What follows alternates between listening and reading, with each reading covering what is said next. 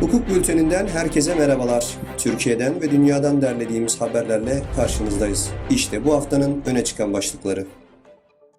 Dezenformasyonla mücadele mi, sansür mü? Türkiye Büyük Millet Meclisi Genel Kurulu'nda görüşmelerine geçtiğimiz salı günü başlanan iktidar kanadı tarafından Dezenformasyonla Mücadele Yasası adıyla ifade edilen, yasaya itiraz edenler tarafından ise sansür yasası ve sosyal medya yasası olarak anılan basın kanunu ile bazı kanunlarda değişiklik yapılmasına dair kanun teklifinin ilk iki maddesi kabul edildi.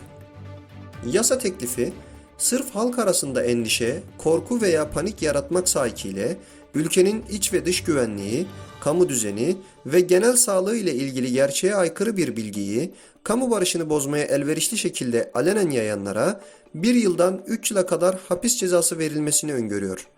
Ancak teklifin esasını oluşturan dezenformasyon ya da asılsız bilgi olarak işaret edilen içerikler hakkında hukuki herhangi bir değerlendirmenin ya da kriterlerin yer almadığı dikkatleri çekti. Hakim Savcılar Kurulu'ndan tartışmalı taziye.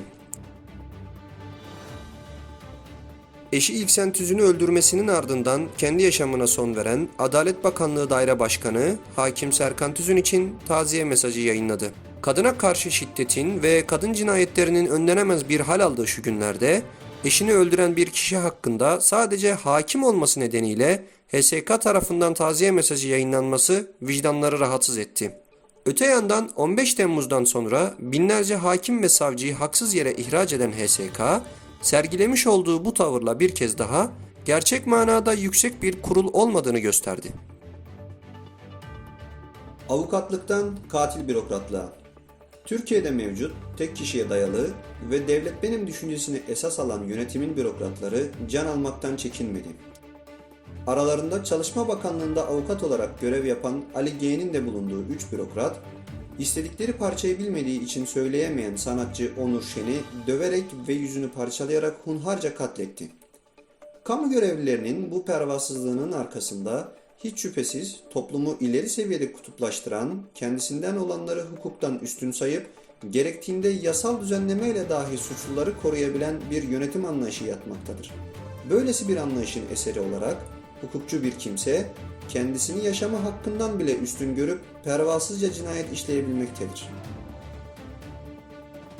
Son dönem bürokratlarının genetik kodları.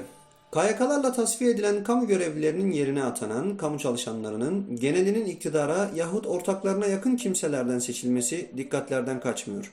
Son günlerde uyuşturucu tacirliği, tehdit, rüşvet, çete kurmak gibi yasa dışı faaliyetlerle sıkça gündeme gelen hakim savcılara bir yenisi daha eklendi. Trafikte tartıştığı kişiyi ateşli silahla yaralayan AKP'li avukat kilise savcı oldu.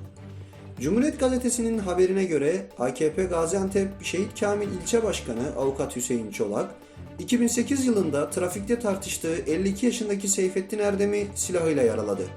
Olay sonrasında gözaltına alınan AKP'li Başkan Hüseyin Çolak, bugün ise Kilis'te Cumhuriyet Savcılığı yapmakta.